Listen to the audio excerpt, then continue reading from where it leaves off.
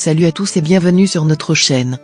Plaques, rougeurs, boutons, démangeaisons, cloques, vous avez remarqué des lésions sur votre peau mais ne savez pas à quoi elles correspondent? Découvrez les maladies de la peau et les symptômes cutanés associés à chacune d'elles. Mais certains symptômes sont communs à plusieurs maladies et ne sont donc pas tous de la même gravité. Si vous remarquez des lésions inhabituelles sur votre peau, consultez un médecin. 1. Un eczéma. L'eczéma se manifeste par des zones rouges surmontées d'une vésicule, petite cloque, qui provoque des démangeaisons. Cette maladie de peau peut être d'origine allergique, aiguë ou chronique. L'eczéma de contact se caractérise par des rougeurs, des gonflements localisés, des vésicules suintantes se transformant ensuite en croûte, ceci à la suite d'un contact de la peau avec un élément déclencheur. L'eczéma de contact s'accompagne de fortes démangeaisons. 2. En psoriasis. Le psoriasis se caractérise par des lésions érythémato-squameuses, des rougeurs surmontées de nombreux squames, fines lamelles de peau qui se détachent de l'épiderme. Ces squames sont en fait des cellules mortes en excès qui s'accumulent. Le psoriasis provoque rarement des démangeaisons. Dans de nombreux cas de psoriasis, le facteur héréditaire est à prendre en compte. Le psoriasis peut aussi se déclencher après un épisode de stress, une infection, pharyngite, angine, la prise de certains médicaments, lithium, corticoïdes, bêta-bloquants, une exposition au soleil prolongée ou encore une consommation excessive d'alcool. 3. Un urticaire. L'urticaire est une réaction inflammatoire qui se traduit par un édème localisé du derme. Les lésions rosées ou rouges à bordure nette ressemblent à des piqûres d'ortie. Les démangeaisons ou prurites sont intenses. L'urticaire peut apparaître après la prise de médicaments. Dans la plupart des cas, il s'agit d'antibiotiques ou d'anti-inflammatoires.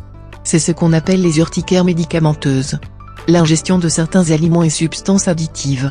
C'est ce qu'on appelle les urticaires alimentaires. Le contact de certaines substances sur la peau saine. Les lésions apparaissent 15 à 30 minutes avec le contact. C'est ce qu'on appelle les urticaires de contact. Avoir inhalé un air ambiant riche en pollen, moisissure, poussière ou fin air animal. C'est ce qu'on appelle les urticaires par pneumallergène. L'urticaire peut aussi être le signe d'une infection ou d'une maladie systémique. 4. Un zona. Le zona est une réactivation du virus de la varicelle. Cette maladie se caractérise par des vésicules rouges et douloureuses disposées en grappes sur la poitrine, l'abdomen ou le visage. Elle peut même toucher un œil. Les lésions sont généralement localisées le long d'un nerf ou d'un ganglion nerveux.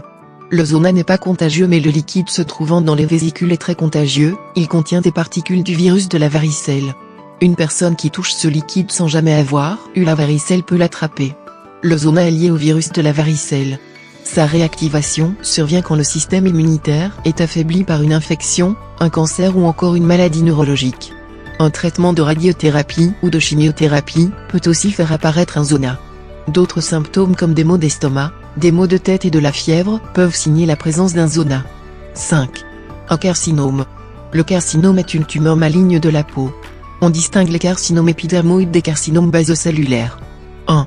Les signes d'un carcinome épidermoïde, nodules sous la peau, sorte de boule, de nœud sous la peau, qui peut s'ulcérer. Il peut métastaser au niveau des ganglions. 2. Les signes d'un carcinome basocellulaire, il est le cancer de la peau le plus courant puisqu'il représente 70% des cancers cutanés. La lésion peut être une tache rouge, une papule ou un nodule saillant. Dans tous les cas, la lésion est surmontée d'une perle translucide. 6. Un mélanome.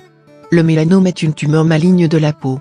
Il se manifeste sous diverses formes et peut apparaître n'importe où sur le corps. Dans la plupart des cas, le mélanome prend la forme d'une surface foncée ou d'un nouveau grain de beauté anormal.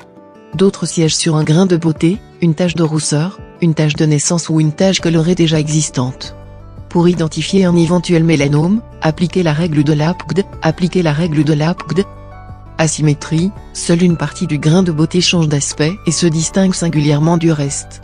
Bordure, les bords du grain de beauté deviennent irréguliers, la pigmentation pouvant même parfois envahir la peau. Coloration, la couleur du grain de beauté perd son homogénéité, des zones dépigmentées apparaissent, voire des taches grises, rouges ou bleues. Diamètre, la taille du grain de beauté augmente, le mélanome a généralement une taille supérieure à 6 mm. Élévation ou évolution progressive, critères dynamiques de l'évolution d'un grain de beauté, autres que les critères précités. 1. Les signes d'un mélanome qui apparaît sur une partie de la peau sans anomalie, taches planes, généralement de couleur brun foncé ou noir, parfois rouge rosé ou non coloré chez les personnes à peau claire. La tache change rapidement, s'étend puis s'épaissit et finit par changer de forme et de couleur. 2. Les signes d'un mélanome sur un ancien grain de beauté, Le grain de beauté augmente de surface ou change de couleur et d'aspect. Règle de Lapide. 3. Les signes d'un mélanome sous un ongle, apparition d'une bande brune ou noire dans le sens de la longueur. La bande s'élargit et une zone colorée peut également se développer sur la peau située près de l'ongle. À savoir que chez les hommes, le mélanome apparaît le plus souvent au niveau du dos. Chez les femmes, il est plus courant au niveau des jambes. 7. La rougeole. La rougeole est une fièvre éruptive liée à un paramyxovirus. L'éruption rougeoleuse se manifeste par des petites plaques rouges plus ou moins en relief de quelques millimètres de diamètre. Ces plaques sont larges mais laissent toujours entre elles des intervalles de peau saine. Les lésions apparaissent d'abord sur le visage derrière les oreilles et s'étendent ensuite progressivement à tout le corps. Au deuxième jour, les lésions cutanées atteignent tout le visage, le cou, la partie supérieure du thorax. Au troisième jour, le tronc et les membres supérieurs sont atteints. Au quatrième jour, les membres inférieurs sont touchés. La rougeole se manifeste également par une fièvre élevée, une conjonctivite, un édème au niveau des paupières, un écoulement nasal, une toux, une diarrhée, des douleurs abdominales, une anorexie et des vomissements. La maladie survient généralement à l'âge préscolaire. 8. La rubéole. La rubéole est une infection virale contagieuse qui touche le plus souvent les enfants âgés de 5 ans à 9 ans. L'éruption cutanée n'est pas systématique. Quand elle apparaît, elle se caractérise par des taches rouges, macules. Elles apparaissent d'abord sur le visage et s'étendent rapidement au tronc et aux membres supérieurs.